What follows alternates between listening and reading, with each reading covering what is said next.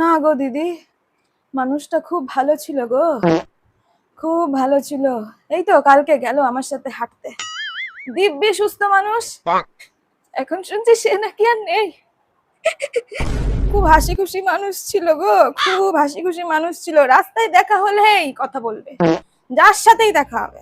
মনে একটু অহংকার ছিল না, একটু অহংকার ছিল না। আমাকে তো পুটির মা বললো সকালবেলা, দুদিন আগে আমাকে বললো জানো, যে সাথী তোমাদের বাড়ি কুমড়ো ডাঁটা হয়েছে, হলে আমাকে দিও। সেই কুমড়ো ডাঁটা তো কুমড়ো ডাঁটার জায়গায় পড়ে রইল গো, মানুষটা আর থাকে না।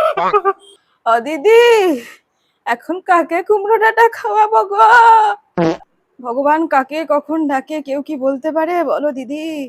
এই দেখো এখন কত ভালো আছি, হাসছি খেলছি, কখন চলে যাব কেউ বলতে পারে না। নিঃশ্বাসের বিশ্বাস নেই গো দিদি, নিঃশ্বাসের বিশ্বাস নেই। এই তো দুদিন আগে ছেলের বিয়ে দিল, সেখানে কত বড় একটা খরচা গেল।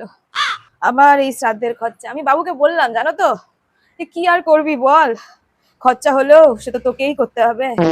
একটা মাত্র মা, খাওয়াতে তো হবেই, লোকজনকে তো না খাওয়ালেও হয় না, তাই না বলো দিদি? এই কাকিমা তো সেদিনই দেখছিলাম জেঠিমার নামে নিন্দা করছিল, তাহলে এখন এত কাঁদছে কেন?